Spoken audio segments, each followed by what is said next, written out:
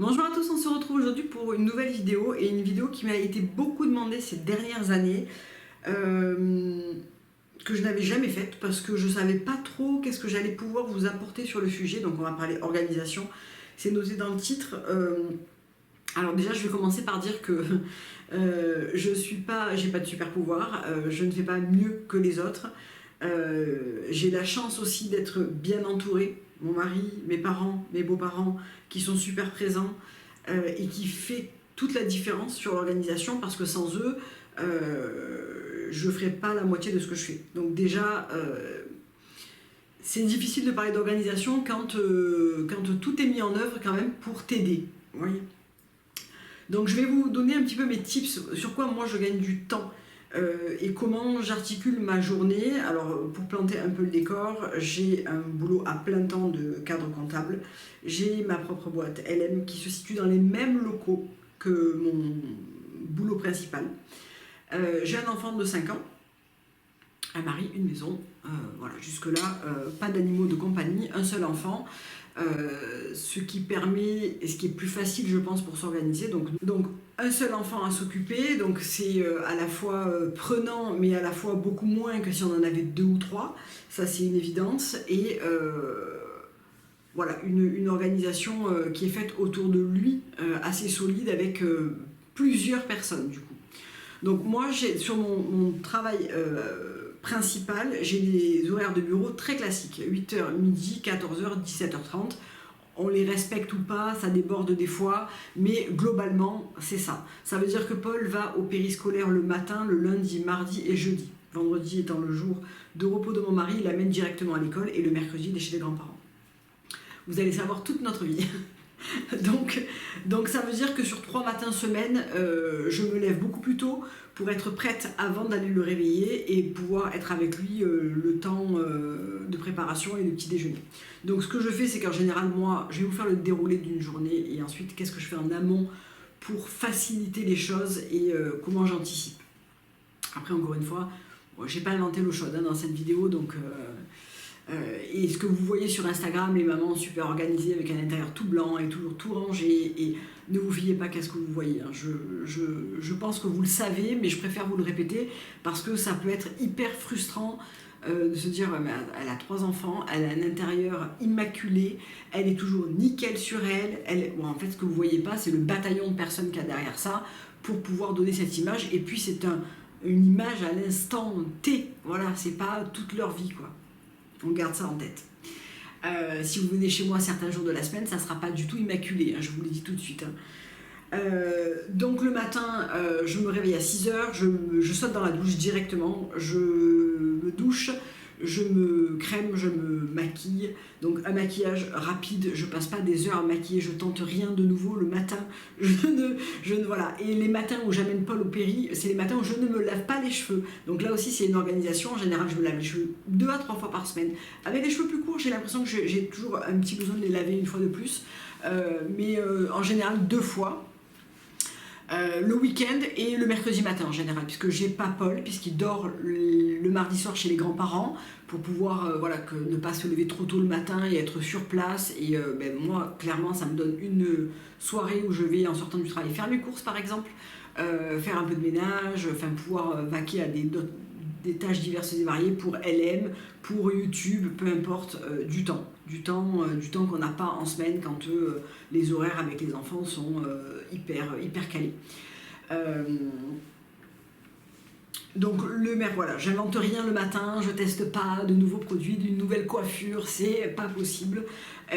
Donc 6h, et à on va dire 7h moins le quart, je vais le réveiller. De ce fait, je suis pas habillée, mais je suis prête, j'ai plus qu'à m'habiller. Je vais le réveiller, on se réveille un petit peu sur le canapé tous les deux, on fait un petit câlin. Je l'amène à la salle de bain avec moi. En général, quand je vais le réveiller, vous allez vraiment tout savoir dans le moindre détail, je n'ai pas mis mon mascara. Pourquoi ? Je sais pas, c'est le timing, c'est comme ça. Donc, je me fais couler le café avant d'aller le réveiller aussi. Et ensuite, je dirais 6h40, je le réveille, pour être vraiment précise. Je l'amène dans la salle de bain avec moi et on s'habille.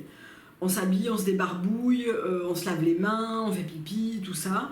Et là, on va préparer le petit-déj. Donc, en général, je prépare le petit-déj avec lui. Il aime bien se faire... Paul aime bien manger du salé le matin. En général, c'est un œuf brouillé, du jambon, ou une saucisse, un petit bout de fromage, un actimel en général. Rarement du sucré, si c'est sa préférence. Il a découvert ça quand on est parti à Barcelone une année et il a adoré ce concept. Donc, on l'a gardé tout au long. Et honnêtement, je pense que je préfère ça plutôt qu'un paquet de céréales. Je ne jette la pierre à personne. N'oubliez pas que quand on est une maman, on fait de son mieux. Hein, voilà. Donc si je vous jette pas la pierre, si vous donnez à votre enfant un bol de céréales le matin, j'ai pas d'avis là-dessus. Disons que mon fils préfère du salé, donc on est parti pour en général un œuf brouillé avec du jambon et un actimel et quelquefois un bout de fromage ou pas, ça dépend. Et en général, donc là c'est le moment qu'il adore, c'est qu'il va se faire son œuf brouillé lui-même dans la petite poêle. Donc je me mets à côté de lui, on met le tablier, on a notre petit rituel. Il fait cuire son œuf, il se le sert et je vais avec lui pour le petit déjeuner. On discute, moi je bois mon café, etc. Il est prêt, donc là en général soit il fait un petit jeu, soit il regarde 10 minutes son dessin animé préféré. Alors je sais, ne me jetez pas des pierres, la télé le matin c'est pas bon. 10 minutes, c'est le temps que j'aille m'habiller, que je remplisse sa gourde pour l'école, que voilà, c'est un petit épisode de Super Wings, pour être très précise. Avant de partir, il met ses chaussures, il s'habille seul, je l'aide pour certaines pièces plus difficiles, pendant que je me mets mon mascara et que je vais pour m'habiller moi aussi. Et on est parti au Péri, donc je le dépose à 7h30 pour être à 8h au travail. Ma journée se passe entre midi et 2, les 2 heures de pause que j'ai, soit je les utilise pour travailler, soit je les utilise pour rentrer et faire un petit reel, quelque chose sur Instagram, soit je vais manger avec une collègue de bureau, soit je vais rester faire un peu de compta pour LM ou une vidéo ou répondre à des mails, voilà. Sur LM, j'ai une perle qui travaille pour nous depuis le début quasiment, c'est Mélanie. Qui a plein temps sur LM et qui travaille en face de mon bureau. Donc c'est très facile la journée, si on a besoin d'échanger sur quelque chose, on se voit entre midi et 2, voilà. C'est assez facile, c'est fluide en fait, et ça me permet de vraiment me dégager du temps pour faire autre chose, de la compta sur LM, des mails, peu importe. Voilà. Et le soir, quand je rentre, c'est Olivier, donc mon mari, qui récupère Paul à l'école à 4h20, donc le soir il ne va pas du tout au péri. Je trouve que déjà commencer à 7h30 l'école, c'est compliqué. Sachant que quand il a eu la possibilité de ne pas y aller, il voulait absolument y aller. Donc ça nous a beaucoup déculpabilisé sur le sujet et en fait il a ses habitudes, ses copains et il a adoré. Une seule fois, je l'ai laissé au péri un soir. Parce que mon mari était en déplacement à Paris, les grands-parents étaient chacun de leur côté en vacances, donc il y avait un soir où je ne pouvais pas être à l'école à 4h20, et il s'est régalé au péri parce que tous ses copains, beaucoup de ses copains restent l'heure qui suit, et du coup ils ont fait plein de jeux et tout, et il est sorti de là, il était trop content. Donc voilà, c'est assez déculpabilisant pour nous aussi, quand ça se passe bien à l'école, quand ça se passe bien avec les copains et tout. Nous, ça nous fait beaucoup de peine, mais eux, en fait, ils ne le voyaient pas du tout de la même manière. Donc, je ne le ferai pas tous les jours, mais il m'a absolument demandé à rester plus souvent. Alors, le soir, on n'est pas pour, mais le matin, finalement, je me dis que 3 matins semaine, franchement, ça lui plaît beaucoup. Et moi, ça m'arrange, ça me permet d'être à l'heure à mon travail aussi. Donc, Olivier le récupère, et ils goûtent, ils vont au parc, machin, ils font des jeux, et quand j'arrive, moi, Paul est déjà douché et en pyjama. Donc ça fait gagner un temps crucial sur le soir, parce qu'en fait le soir nous on mange ensemble et on mange à 7h15 à peu près, donc ça veut dire que j'ai pas beaucoup de temps quand je rentre cuisiner quelque chose. En général je cuisine des choses rapides, pas plus d'une demi-heure de cuisson, pas plus de 10 minutes, un quart d'heure de préparation, donc souvent c'est un truc, alors c'est pas des repas de la flemme, hein. C'est des repas, je vais venir après à l'orga en amont. Quelque chose que je fais tout à la plaque du four ou tout dans la même poêle, vous voyez, c'est le genre de recettes 30 minutes easy, quelque chose, voilà, ça me va très bien. Je prends beaucoup de mes recettes sur Half Bake Harvest, je vous mettrai son lien en barre d'infos parce qu'elle a beaucoup de recettes qui sont rapides, super bonnes.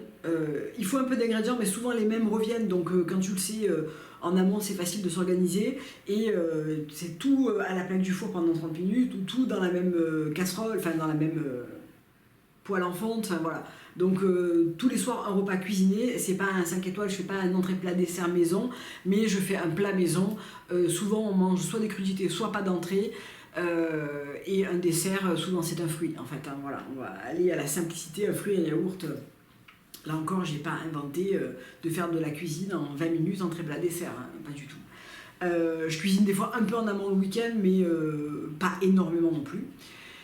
Et ensuite, un petit jeu en famille, on mange ensemble, on a fait ce choix-là, dès que Paul a eu l'âge de manger à peu près comme nous, et pas à 6h30, et plutôt 7h15, 7h30 max, on a fait le choix de manger ensemble parce que c'est un moment qu'on partage, où on discute, où on passe du temps sans faire autre chose, sans lui dire attends 2 minutes, je vais faire ça, je vais, je sais pas, vider le lave-vaisselle, j'en sais rien. En fait, ce qui est compliqué dans une journée, c'est vraiment faire son travail et le faire correctement, faire un repas maison, passer du temps de qualité avec son enfant, passer du temps avec son mari, essayer de se détendre un peu, avoir un peu du temps pour soi, tous les à côté qui prennent du temps, voilà, c'est ça qui est compliqué à tout caser dans une journée quand tu as un taf classique avec des horaires 8-18, on va dire, voilà, je vais extrapoler. C'est ça qui est difficile, c'est le temps restant et pas en abondance, donc il faut l'utiliser de la meilleure façon. Nous, le repas, c'est la meilleure façon qu'on a trouvée pour se poser tous les trois, avoir une vraie discussion, pour en savoir un peu plus sur la journée de Paul, etc. Chacun raconte sa journée, ce qu'il a aimé, ce qu'il n'a pas aimé, si quelque chose nous a rendu triste, ou au contraire, super joyeux, et ça nous permet de connaître un petit peu sa journée, même si on a sa maîtresse qui est une pépite et qui met tout sur Classly, vous savez, c'est des applications professeur-élève, où elle nous raconte beaucoup les journées, elle nous prend des photos, donc c'est super agréable d'avoir ça, donc on sait un petit peu ce qui s'est passé, mais c'est toujours sympa de raconter qu'est-ce que tu as mangé à la cantine, avec qui tu as joué aujourd'hui, est-ce que quelque chose t'a rendu triste, est-ce que il y a quelque chose qui t'a pas plu, c'est une manière aussi de déceler peut-être quelque chose, et le fait qu'on le fasse nous aussi, ça permet à Paul de se libérer un peu en parole. C'est un enfant qui ne parle pas énormément de ses journées, mais comme beaucoup d'enfants, je vois autour de moi quand j'en parle avec les autres mamans, on a tous le même constat.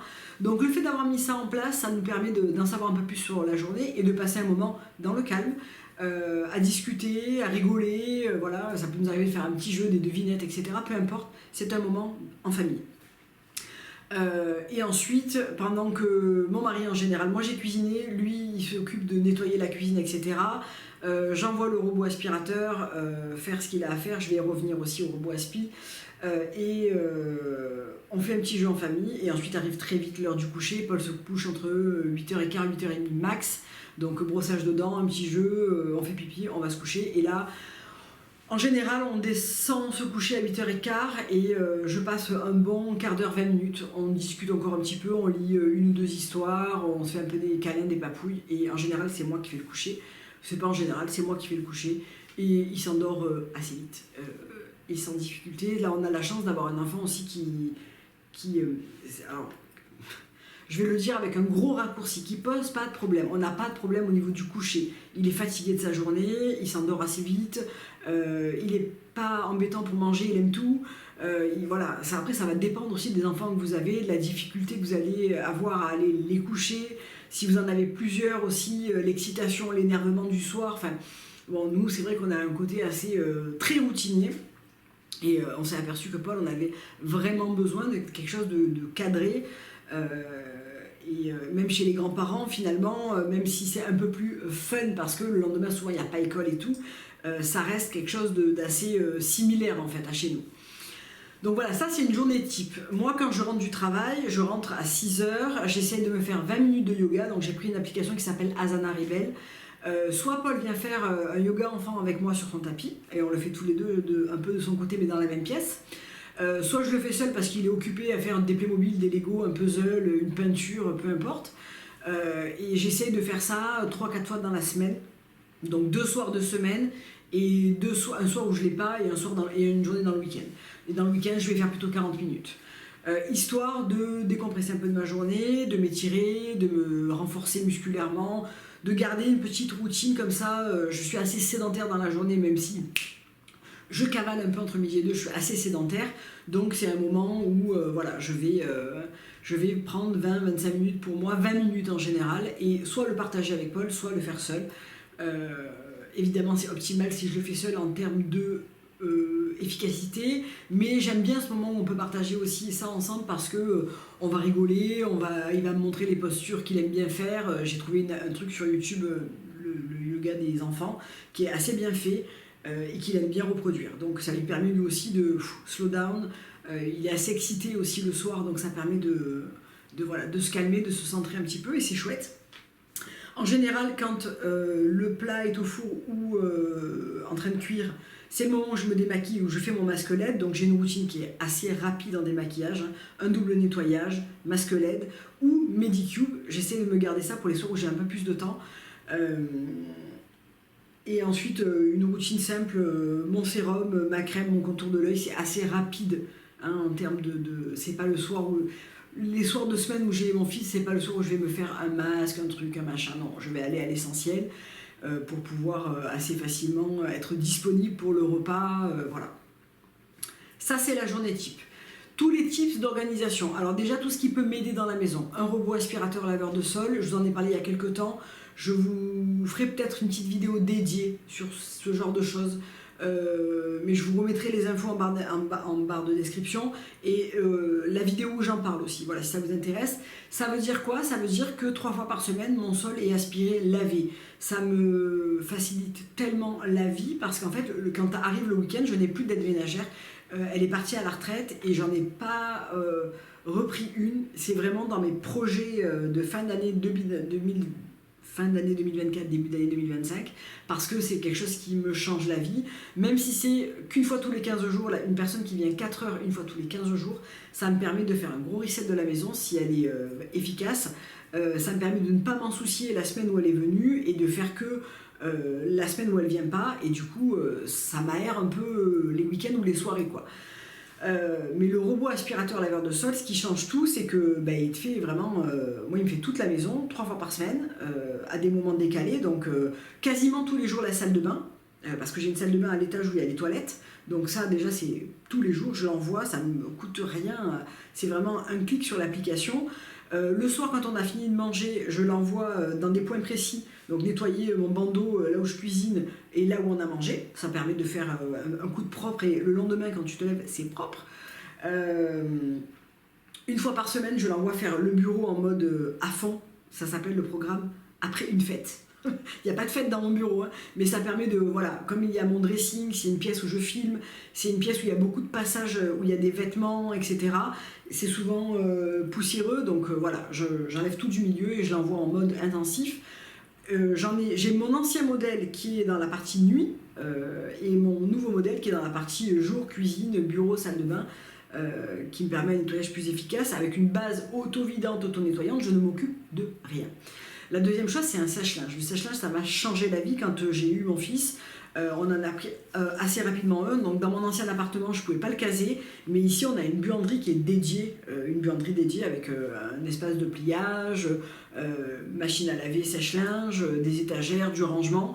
Donc c'était facile d'en installer un. Et ça me change la vie parce que la semaine, je ne fais une ou pas de lessive. On n'est que 3. Si vous êtes 5, évidemment, ça ne s'applique pas. Mais nous, on n'est que 3. Je fais toutes mes machines le week-end. Par contre, attention, j'en envoie entre 4 et 6 le week-end. Par contre, dans mon week-end, toutes mes machines sont lavées, séchées, steamées, rangées. Voilà. Et c'est assez facile parce que je passe quasiment 80% de nos vêtements au sèche-linge. Les 20% restants, ce sont en général mes affaires ou les pulls en cachemire de la famille. Enfin, vous voyez, ces trucs qui ne passent pas au sèche-linge en masse. Je pourrais en passer un, mais pas parce qu'on a un programme cachemire dessus. Mais en général, ce sont des choses que je fais sécher à l'intérieur ou sur cintre, tout ce qui peut craindre le sèche-linge, la soie, etc. Une fois que c'est sec, je sors mon steamer, un coup de steamer, je range. Et du coup, j'ai jamais, vous savez, cette panière de linge à repasser comme j'avais avant, je ne l'ai jamais. D'abord parce que le sèche-linge, je mets le programme défroissage, je le vide immédiatement quand je suis à la maison le week-end. Ça permet de ne pas avoir les vêtements froissés, de les plier, de les ranger ou de les pendre tout de suite. Si je vois qu'il y a un peu dépli, petit spray défroisseur, je vous en ai parlé aussi de chez Action. Je ne sors même pas le steamer pour ce genre de pièces, genre un t-shirt, etc. C'est pas la peine. Du coup, la semaine, je ne m'occupe pas du linge et c'est que le week-end. En général, je commence le vendredi soir. Ça finit le dimanche matin, des fois le samedi j'ai terminé. Parce que le fait de pouvoir, voilà, même si je vais faire des courses et tout, quand je rentre, j'ai toujours le week-end de toute façon j'ai toujours une machine qui tourne et un sèche-linge qui tourne. Voilà. Qu'est-ce qui me facilite la vie? Bon, la vaisselle, ça c'est un truc assez classique. Avoir aussi, vous savez, le Swiffer, donc le balai Swiffer, avec le spray ou la lingette humide, ça permet de mettre un coup très facilement, même si je peux envoyer le robot, des fois, je sais pas quel exemple je pourrais donner, je m'en sers de moins en moins depuis que j'ai le robot, c'est vrai, mais après avoir fait un brushing par exemple et que j'ai déjà envoyé mon aspirateur, je vais juste mettre un coup de Swiffer pour ramasser par exemple les cheveux ou un coup d'aspirateur à main, enfin voilà. Ça c'est des choses qui peuvent me faciliter la vie dans le quotidien. Aussi, tout préparer à l'avance. Je fais mes menus à l'avance, qu'est-ce qu'on va manger cette semaine, je fais les courses en fonction, donc en général un drive que mon mari récupère parce qu'il travaille en face, et moi en général je fais grand frais la semaine, jamais le week-end, genre en général un mardi, soit un midi, soit un soir.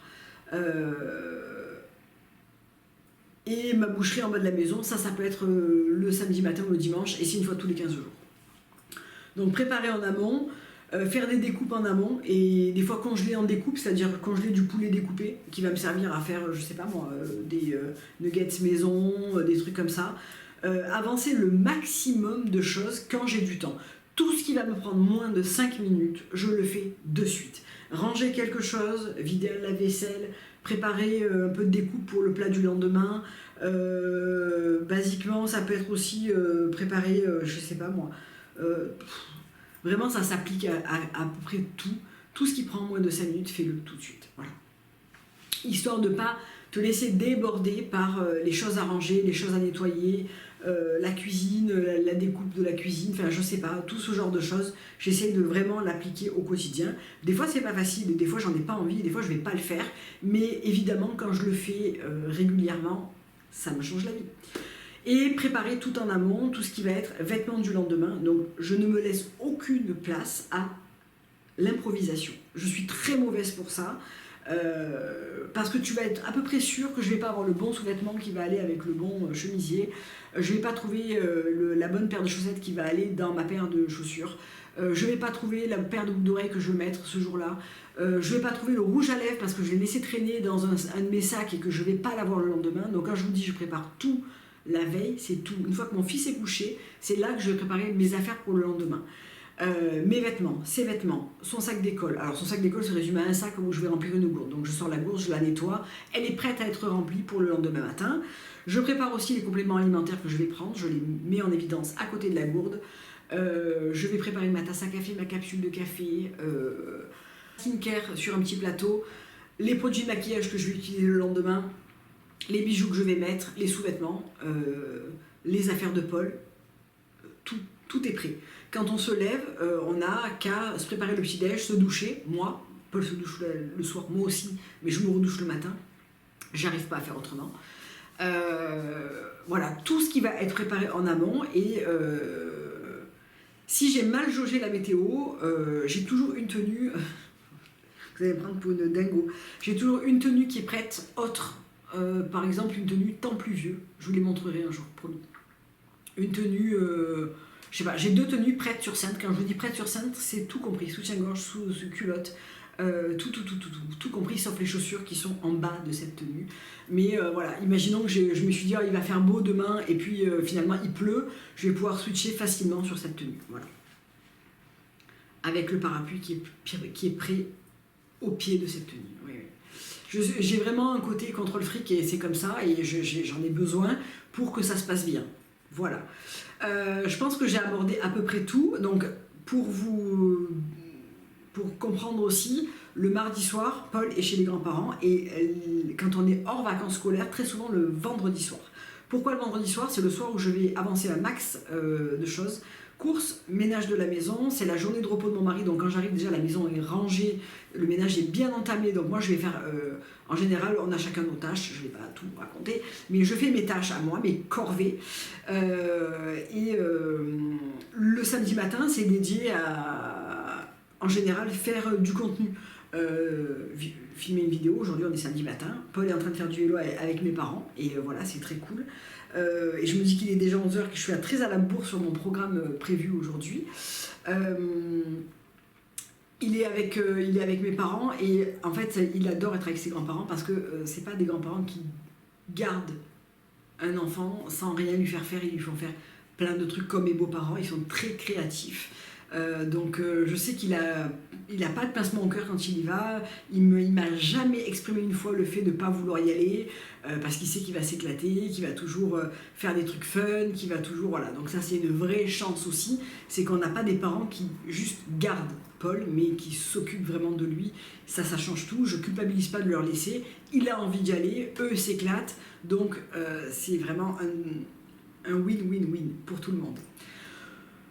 Voilà, donc j'espère que j'aurai répondu à cette question qui m'est posée très très régulièrement sur l'organisation. Encore une fois, voilà, j'ai rien inventé, mais j'espère que peut-être ça vous aura donné des idées. Bye, bonne journée.